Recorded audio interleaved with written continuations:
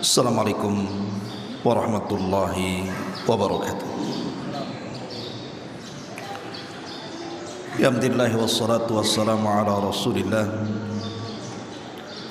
wa ala alihi wa sahbihi wa mawalah wa la hawla wa la quwata illa billahi wa ba'du.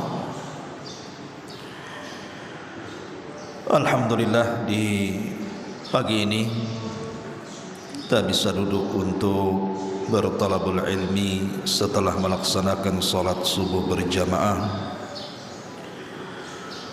dan kita lanjutkan kajian kita tentang Qasasul Quran, di mana di pagi hari ini kita akan membahas surah Al-Maidah ayat 27 sampai 31. Allah Subhanahu wa taala berfirman, "Wajlu 'alaihim naba abnai Adam bil haqq idh qarraba qurbanan fatuqabbala min ahadihima wa lam yutaqabbal min al-akhar qala la aqtulannak qala innama yataqabbalu Allahu minal muttaqin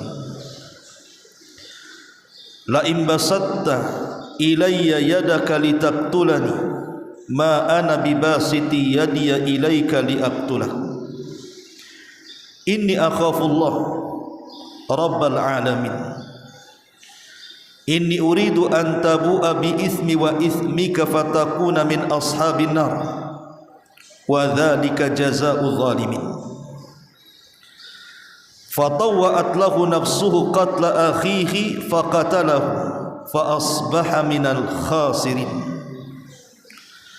faba'atha Allahu ghuraban yabhathu fil ardi liyuriyahu kayfa yuwari sawata akhi qala ya waylata a'ajaztu an akuna mithla hadzal ghurab fa uwariya sawata akhi fa asbaha minan nadimin. Ma'asyiral muslimin yang dimuliakan Allah Subhanahu wa taala, ayat ini mengkisahkan kepada kita tentang dua putra Nabi Adam alaihi salatu wassalam, Qabil dan saudaranya Habil. Kita tahu bahwa saat Nabi Allah Adam alaihi salatu wassalam diturunkan dari sorga, dan juga istrinya Hawa, dalam beberapa riwayat ada yang mengatakan Adam itu diturunkan di Sri Lanka dan Hawa diturunkan di Jeddah. Kemudian keduanya saling mencari, maka ketika saling mendekat di sebuah tempat namanya Muzdalifah, akhirnya kemudian berjumpalah dua manusia mulia ini di sebuah tempat yang disebut dengan Arafah. Itulah disebut Arafah karena saling mengenal antara Adam dan Hawa.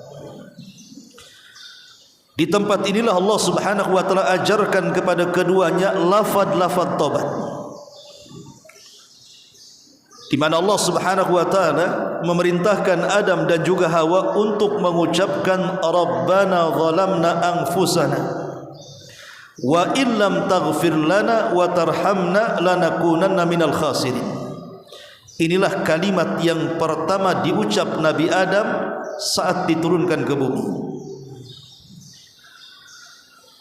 Setelah kemudian keduanya mengucap kalimat ini, kalimat tobat, Rabbana ya Rabb kami zalamna anfusana, kami sudah menzalimi diri-diri kami, fa illam taghfir lana, kalau engkau tidak mengampuni kami, wa tarhamna, dan tidak memberikan kasih sayangmu kepada kami, lanakunanna minal khasirin, tentu kami termasuk orang-orang yang rugi.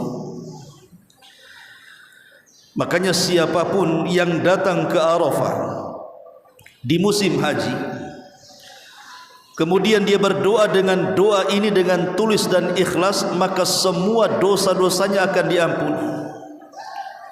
Makanya kenapa wukuf di Arafah dalam manasik haji itu sesuatu yang sangat vital dalam manasik haji. Sampai Rasul mengatakan al-hajju Arafah. Haji itu ditentukan dengan wukufnya kita di Arafah.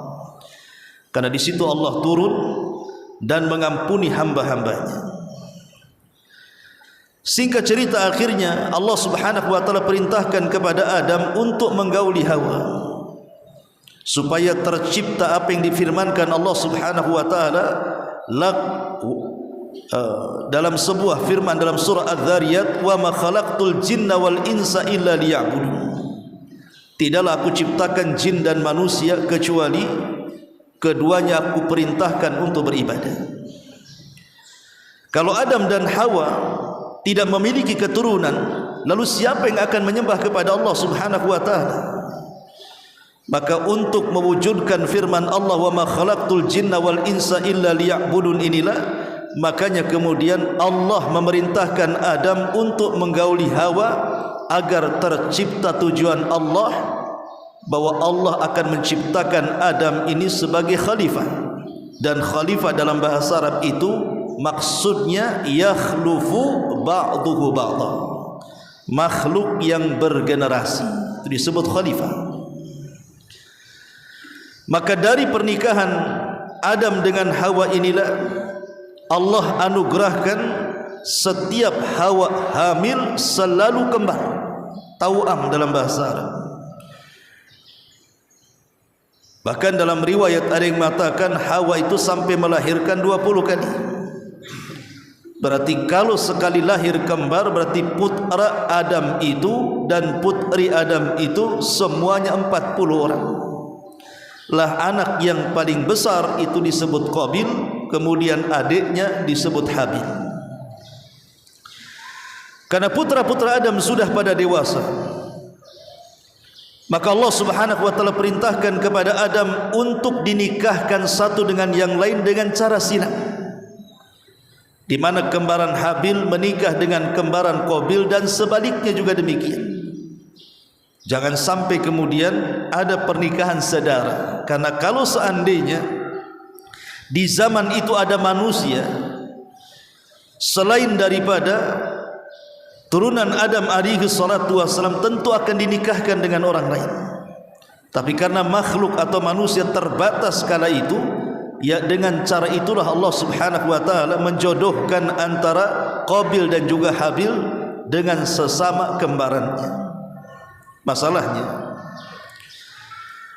bahwa Habil ini saat dilahirkan dan juga kembarannya, Habil diberikan paras yang sangat tampan sekali, tapi kembarannya tidak terlalu cantik. Kebalikan dari Qabil, Qabil ketika dilahirkan dia bukan orang yang tampan, tetapi kembarannya cantik sekali. Yang namanya dorongan manusia, sebagaimana Allah mengatakan zuyyina linnasi hubbus syahwati minan nisa, namanya manusia itu dihiasi cinta kepada wanita. Maka Qabil dan Habil ini sama-sama menghendaki wanita yang cantik, kembaran daripada Qabil. Tentu tidak mungkin satu wanita diperebutkan dua laki-laki. Akhirnya kemudian Adam alaihi salatu wassalam memerintahkan keduanya untuk berkurban. Siapapun yang diterima kurbannya berhak menentukan pasangannya. Dari sinilah kisah diceritakan di dalam surah Al-Maidah ayat 27 ini. Allah Subhanahu wa taala mengatakan watlu alaihim, wahai Muhammad, bacakan kepada mereka. Ayat ini sebenarnya yang bicara tentang Habil dan Qabil ini menyindir kepada umat Yahudi. Karena sebelumnya ayat ini bercerita tentang masalah hasadnya orang-orang Yahudi. Begitu hasadnya orang-orang Yahudi kepada kaum muslimin yang ada di kota Madinah, sampai berakhir kepada menanamkan permusuhan yang lebih besar dibandingkan orang-orang musyrik. Sampai Allah mengatakan la tajidanna asyaddan nas adawatan lilladzina amanul yahud walladzina asyraku. engkau akan mendapati manusia yang paling bermusuhan dengan orang-orang yang beriman. Pertama Yahudi, baru orang-orang yang menyekutukan Allah. Lah orang-orang Yahudi ini sangat bermusuhan kepada kaum muslimin karena hasad mereka, di mana ketika mereka sudah ratusan tahun menunggu kenabian dari Bani Israel, rupanya Allah tidak takdirkan nabi yang akhiruz zaman itu dari Bani Israel, tetapi dari Bani Ismail, dari orang Arab. Dari sinilah orang-orang Yahudi hasad, berakhir dengan kedengkian, akhirnya tertanam permusuhan. Maka Allah subhanahu wa ta'ala memerintahkan Rasul untuk membaca kisahnya Habil dan Qabil ini kepada orang Yahudi, bahwa kalian ini persis seperti Qabil, seolah-olah Allah ingin katakan seperti itu. Makanya Allah subhanahu wa ta'ala katakan, watlu alaihim, bacakan wahai Muhammad kepada mereka orang-orang Yahudi itu. Apa yang dibacakan? Naba abnai Adam bil haq, tentang kisah dua putra Adam dengan kebenaran. Idz qarraba qurbanan, ketika keduanya berkurban. Ada yang mengatakan karena Habil ini kan sahibul masyiyah, suka berternak, makanya kemudian Habil berkurban dengan ternak kambing yang sangat-sangat besar sekali, layak untuk dikorbankan kepada Allah Azza wa Jalla. Karena Habil tahu innallaha jamil la innallaha jamilun, Allah itu indah dan Allah tidak menerima kecuali yang indah-indah. Innallaha tayyibun la yaqbalu illa thayyiban, Allah itu baik, tidak menerima kecuali yang baik-baik. Makanya Habil pun menyediakan kambing terbaik untuk disedekahkan dan dihadiahkan kepada Allah. Sementara Qabil tidak sebagaimana adiknya, karena dia adalah sahibuz zar'i, suka bertanam, bercocok tanam, berladang. Akhirnya dia pun memberikan kurban dengan kurban yang terburuk dari buah-buahan yang disedekahkan dan dihadiahkan kepada Allah. Tentu karena ada dorongan, kenapa dia tidak sedekah dengan buah-buahan yang baik? Karena sudah diawali dengan hasad. Ini kembaran saya yang berhak mengambilnya. Kenapa pula kemudian Habil mengambilnya? Jadi sifat hasad inilah yang mendorong akhirnya dia berkurban asal-asalan. Tapi Allah subhanahu wa ta'ala maha tahu. Makanya Allah subhanahu wa ta'ala berfirman, fatukubbila min ahadihima walam yutaqabbal minal akhar. Allah terima kurban salah satu dari keduanya dan Allah tolak kurban yang lainnya. Di zaman itu kita tahu bahwa kurban ini sesuatu yang sulit, karena memang syariat umat-umat dulu itu sangat menyulitkan, beda dengan syariat Islam. Jadi kalau mereka berkurban, mereka letakkan kurbannya di atas ketinggian, entah di bukit, entah di gunung. Kemudian diikatlah kurban mereka, atau mungkin dalam bentuk buah-buahan dalam keranjang diletakkan di atas ketinggian.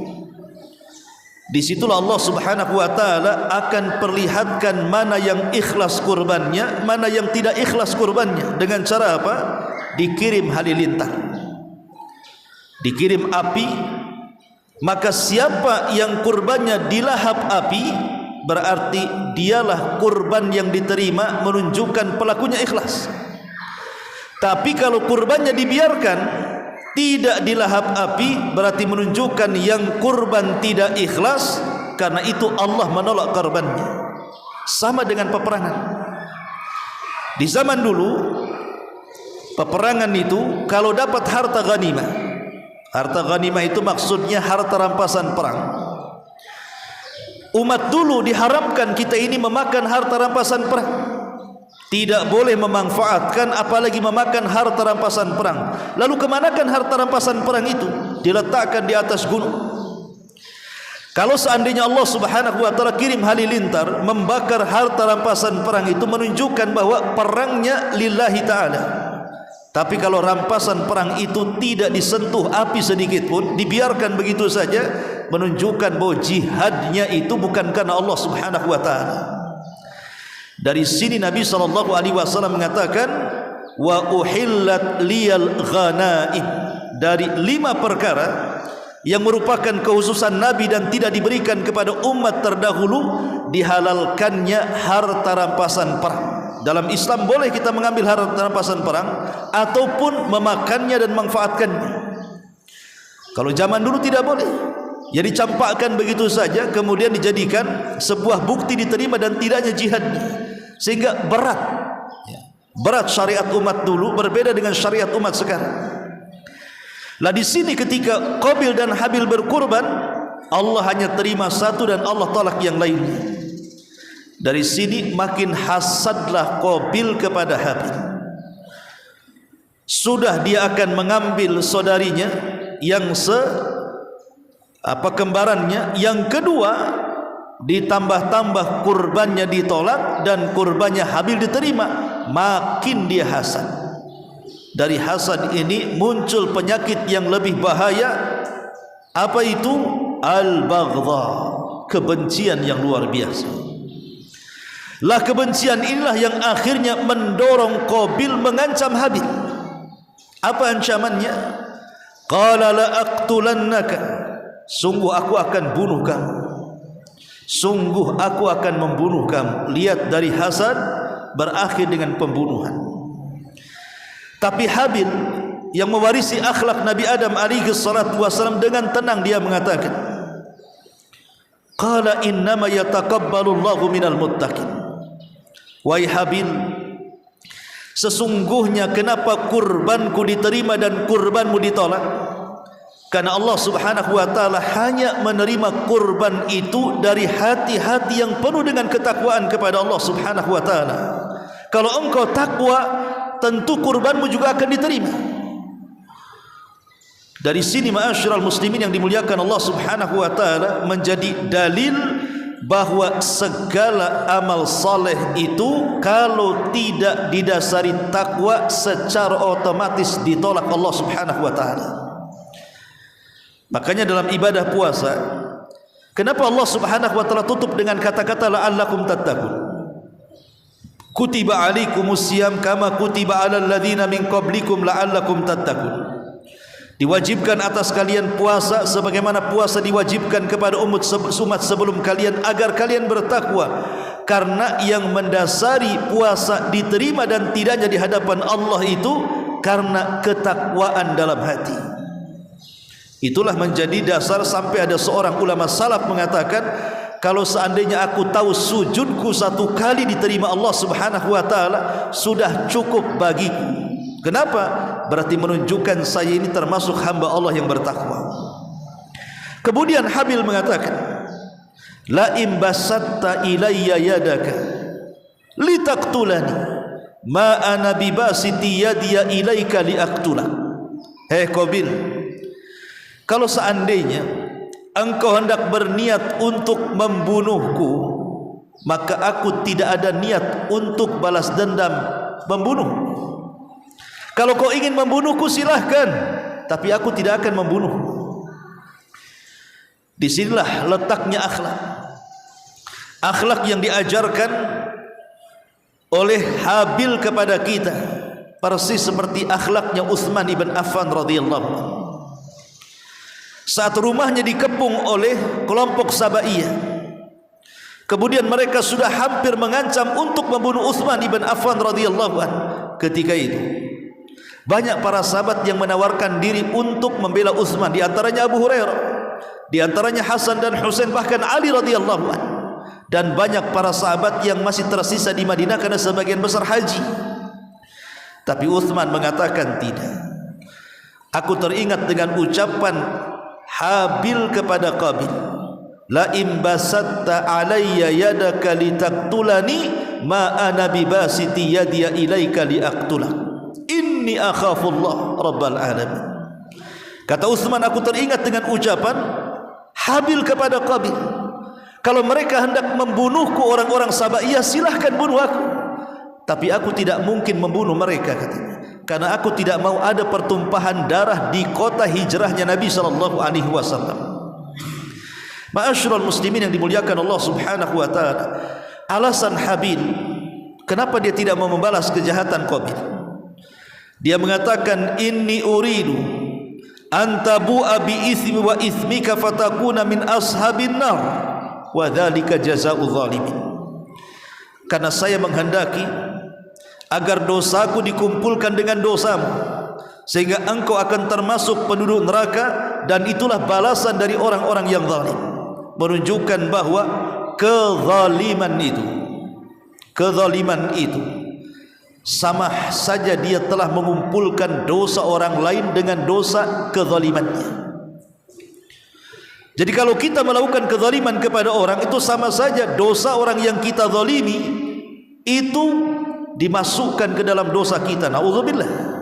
Makanya di sini Habil mengatakan, sengaja aku tidak akan membalaskan dendammu kepadaku, tetapi aku hanya menghendaki dosaku dan dosamu biar kau tanggung, sehingga kau termasuk penduduk neraka, dan itulah seburuk-buruknya tempat bagi orang-orang yang zalim. Tetapi yang namanya sudah hasad, yang namanya sudah dengki, yang namanya sudah kerasukan syaitan, Qabil sudah tidak lagi terpikir akibat apa yang akan dilakukan dari pembunuhan itu. Fatawa'at lahu nafsuhu qatla akhi. Mulai setan memberikan was-was untuk membunuh saudaranya.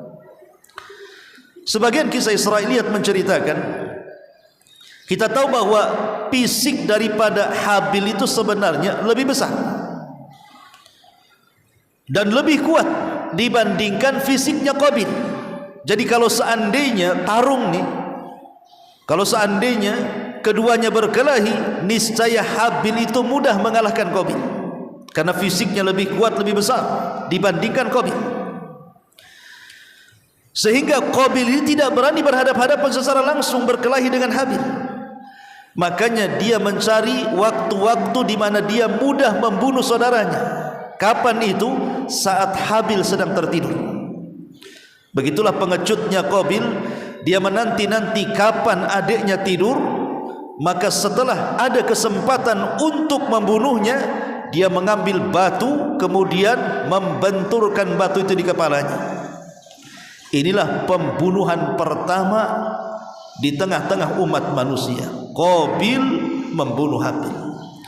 Maka Rasul mengatakan, siapapun setelah pembunuhan Qabil kepada Habil, maka semua dosa para pembunuh setelahnya sampai hari ini, bahkan sampai kiamat dibangkitkan, akan digabungkan kepada Qabil, karena dia awal man sannal qatlah, orang yang pertama kali mencontohkan bagaimana cara membunuh. Subhanallah, ya. Jadi kalau seandainya ada 1 miliar orang pembunuh, maka Qabil mendapatkan saham dosa pembunuhannya, karena dia orang yang pertama kali mencontohkan pembunuhan. Ma'asyiral muslimin yang dimuliakan Allah Azza wa Jalla. Tetapi Allah katakan, fa asbaha minal khasirin, maka dia pun termasuk hamba Allah yang rugi dunia, rugi akhirat. Setelah kemudian dibunuh jasad Habil ini, ya, dalam riwayat Israiliyat kita tahu kisahnya memang rata-rata dari Israiliyat. Ada yang mengatakan jasad itu disembunyikan selama setahun. Jadi selama setahun disembunyikan jasad dari Adam, dari ibundanya Hawa, dari saudara-saudaranya yang lain, sehingga tidak tahu keberadaan Habil di mana. Sementara di sisi lain Qabil bingung macam mana dengan jasad yang disembunyikan ini, karena di zaman itu belum ada orang mati, belum ada orang yang terbunuh atau dibunuh, sehingga tidak kenal macam mana fardu kifayah. Macam mana kemudian dengan jasad orang yang mati harus diapakan? Lah sepanjang setahun itulah akhirnya Qabil ini stres, memikirkan jasad adiknya yang sudah dia bunuh. Apa yang harus dilakukan dengan jasad itu? Maka Allah Subhanahu wa taala katakan, fa ba'atsallahu ghuraban yabhathu fil ardi liyuriyahu kaifa yuwari sau'ata akhi. Tiba-tiba di satu waktu Qabil ini sedang duduk termenung, nampaklah ada burung gagak yang sedang berkelahi dengan kawan gagaknya. Kemudian yang satu gagak ini mengalahkan kawan gagaknya. Setelah mati kawan gagaknya, dibunuh oleh gagaknya ini, maka burung gagak ini akhirnya menggali dengan kakinya. Setelah itu dia masukkan saudaranya yang dibantai dia, kemudian dikuburkan. Dari situ terpikirlah oleh Qabil, itulah yang bisa dia lakukan dengan jasad adiknya Habil. Maka dia menyesal. Setelah 1 tahun dia bingung macam mana caranya dengan jasad adiknya itu. Makanya kemudian dia mengatakan, ya wailata a'ajaztu an akuna mithla hadzal ghurab. Duhai celaka aku, kenapa aku tidak seperti burung itu dari dulu sejak terjadi pembunuhan itu? Kenapa baru sekarang katanya? Baru tahu caranya kemudian menguburkan orang yang sudah mati. Fa'uwariya saw'ata akhi, supaya aku bisa kemudian menutupi jasadnya. Maka Allah katakan fa asbaha minan nadimin, dia pun termasuk orang-orang yang menyesal karena terlampau lama membiarkan jasad itu, sehingga dia stres hidupnya memikirkan tentang adiknya. Dan begitulah ikhwatu fiddin biasanya para pembunuh, maka dia akan dibayang-bayangi oleh orang yang telah dibunuhnya. Umumnya para pembunuh itu akan dibayang-bayangi oleh orang yang dia bunuhnya itu. Makanya betapa banyak orang-orang pembunuh itu stres. Situ kenal satu kawan di polisi. Ya namanya polisi dalam bertugas itu, ya bisa saja membunuh orang karena terpaksa atau membela diri dan begitu seterusnya gitu. Jadi bercerita, aku pernah membunuh 1 orang Ustaz gitu. Dan sampai hari ini saya tidak pernah lupa dengan kasus itu. Padahal ketika itu saya diserang dan saya tidak sengaja harus meletuskan pistol itu. Rupanya terkena bagian badan yang dengan peluru itu akhirnya dia meninggal. Sampai hari ini pada sudah 10 tahun lebih, aku tidak pernah lupa dengan peristiwa dan merasa bersalah. Ma'asyiral muslimin yang dimuliakan Allah Subhanahu wa taala, lah dari kisah ini ikhwatu fiddin muliakan Allah azza wajal, banyak pelajaran yang kita bisa petik dari kisah ini. Yang pertama bahwa hasad itu adalah penyakit yang pertama kali terjadi di langit antara iblis dan Adam, dan yang pertama kali terjadi di bumi antara Qabil dan Habil. Inilah penyakit pertama yang ada di tengah-tengah manusia. Dan para ulama mengatakan halakal hasid qabla al-mahsud. Terkadang orang yang hasad itu lebih hancur dibandingkan orang yang dihasadi. Di zaman Khalifah Mu'tasim, Khalifah Abbasiyah. Jadi Khalifah Mu'tasim ini dia suka dengan salah seorang badui. Dia kenalan dengan seorang badui. Rupanya badui ini ahli syair dan suka bercanda. Jadi saking senangnya Khalifah Mu'tasim kepada badui ini, karena dia pandai melantunkan syair dan suka bercanda juga, jadi sering-seringlah kemudian diundang ke istana untuk menghibur sang khalifah. Terkadang sang khalifah mendudukkan di sampingnya, terkadang bercanda sambil tertawa keduanya. Jadi ada salah satu menteri daripada Khalifah Mu'tasim itu hasad dalam hatinya. Kok bisa orang badui sedekat itu dengan khalifah? Bisa bercanda, bisa tertawa, sementara aku ini menterinya tidak pernah sedekat itu dengan khalifah. Rupanya menteri ini adalah menteri penjilat penguasa. Tertanamlah sifat hasad sampai pada waktunya dia ingin berbuat jahat. Jadi sang menteri ini melihat jadwal kapan khalifah memanggil si badui ini. Setelah dia tahu jadwalnya kapan sang khalifah memanggil sang badui ini, akhirnya kemudian sang menteri ketika tahu bahwa si badui dipanggil ke istana, sebelum datang ke istana diajak ke rumahnya dulu. Untuk apa? Diajak makan enak. Jadi si badui ini diajak makan enak oleh sang menteri. Rupanya makanan yang diberikan kepada si badui itu adalah makanan yang berbau. Memang enak, tapi mengeluarkan bau tak sedap. Mungkin bahasa kita makan jengkol, makan pete enak, tapi kan keluarnya bau mulutnya. Setelah kemudian dikenyangkan si badui ini, sebelum sampai si badui ini ke istana khalifah, sang menteri sudah duluan sampai. Kemudian menceritakan kepada sang khalifah Mu'tasim ini, "Ya khalifah, tahu enggak si badui itu?" Kata khalifah, "Tahu. Memang hari ini dia jadwalnya datang kemari untuk menghiburku," katanya. Kemudian sang menteri mengatakan, "Ya khalifah, tahu enggak kelakuan dia di luar?" Kata sang khalifah, "Tidak tahu. Dia itu suka memburuk-burukan Anda di hadapan manusia." "Kok bisa?" "Ya, dia suka ngomong sama orang bahwa mulut engkau sangat bau wahai khalifah. Engkau ini kalau bicara mulutnya bau," kata sang badui itu, dan itu dibicarakan kepada manusia. Ya terang saja khalifah ini marah. Kurang ajar si badui itu. Ketika kemudian sang khalifah mengatakan, "Kalau gitu panggil si badui kemari." Setelah dihadapkan, si badui tahu bau mulutnya itu tidak enak. Sementara dia akan berhadapan dengan khalifah, maka dia kalau ngomong serbannya ditutup ke hidungnya, ditutup ke mulutnya, karena tahu takut bau mulutnya sampai ke khalifah. Sang khalifah pula sudah dapat informasi dari sang menteri bahwa si badui menganggap mulut dia yang bau, padahal si badui menutup mulut itu supaya bau mulutnya tidak sampai ke khalifah. Khalifah salah faham, jangan-jangan betul nih si badui menganggap bau mulut saya bau, makanya kalau ngomong dia menutup mulutnya, katanya. Kalau gitu memang betul tuh informasi sang menteri itu. Kemudian khalifah mengatakan kepada seseorang, "Kemari kamu, ambil kertas dan pena." Diambilnya kertas dan pena, kemudian ditulis, "Sesampainya kertas ini kepadamu, penggal orang ini karena dia telah menghina khalifah." Kemudian kertas itu dilipat, dimasukkan ke amplop, diserahkan kepada badui.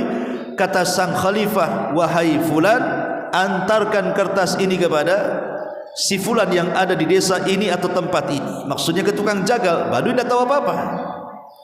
Si menteri dari kejauhan melihat, dia salah paham. Itulah orang hasad. Dalam benaknya, enak kali si badui itu, sudah kufitnah dia dapat amplop pula.